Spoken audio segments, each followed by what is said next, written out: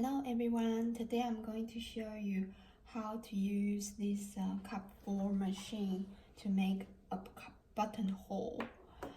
This machine does come with the buttonhole attachment, but I found that it's not easy to use, so I'm not going to use it. And this machine, it does come with the buttonhole pattern. So when you want to do the buttonhole, you can choose the pattern from the disc. But I found that the reverse tag doesn't work very properly, probably because it's a reverse. So I think I'll just use the forward bar and also the widest bar at the rear and the front. Then you still can achieve a buttonhole. So the first step is, of course, to measure the button you want. So I don't have a button in hand. I just assume this is what I want. So the first step is to set up your stitch width and stitch length. So the stitch width, I set it to 4, and the stitch length I set it to 0.5, between 0 and 1. And the stitch pattern I would like to do in order, so I would like to do this one first, the rear bar first, then we will do a forward one on the left, then we will do the front bar, then we will go back and do the forward bar. Here, I'll show you how. Okay, then so choose the pattern to, I'm not sure you can see. Choose the pattern for the buttonhole, front and the back, and you can start and aim it. Can't see it properly.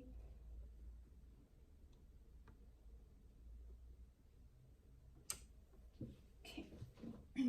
So the bar, we only do around 4 stitches.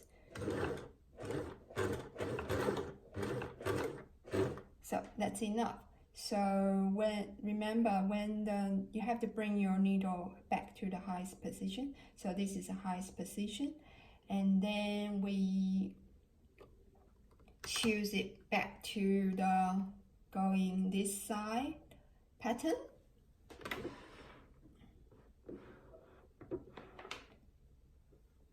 This side.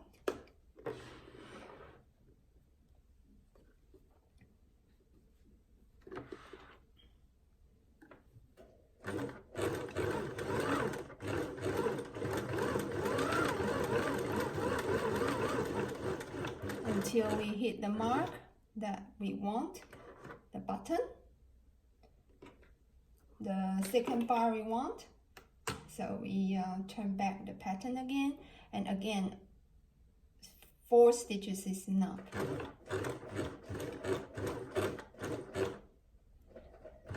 Okay, that's enough. So because I mentioned that we are not going to use the backward stitches, because I found it's not doing very well. So we are going to use forward as well, but because the fabric will be going that way, so we have to flip our fabric. And to find, just to aim it, find the middle, and you can turn the hand wheel to see if where the needle goes down, the position is that where you want. I think that's good enough for me. And then we can go.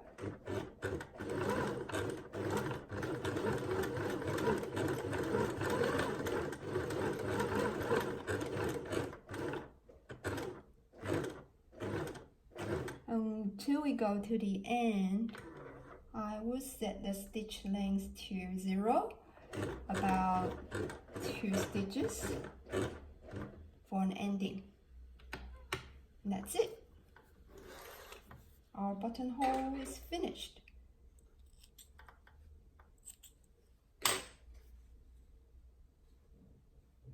So, if your machine, even the pattern disc is not working very well, you don't really have to use it. You still can attempt to do your buttonhole by just doing the zigzag.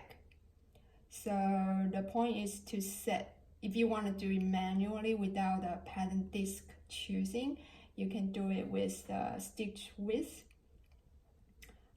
Change, so this side you can choose it 4, and the bar, the skinny one, you can choose between 1.5, because we have to leave a little bit of gap.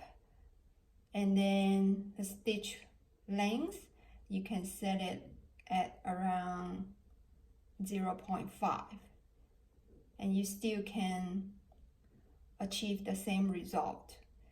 A little bit of practice and trying the error, you still can do it. You don't really need this pattern disc. It's just the pattern disc is more convenient, that you don't have to manually set up the stitch width every time when you change from the widest to the skinny one. That's the benefit, but you don't really have to have it. Okay, thank you. This video is helpful for you. See you next time.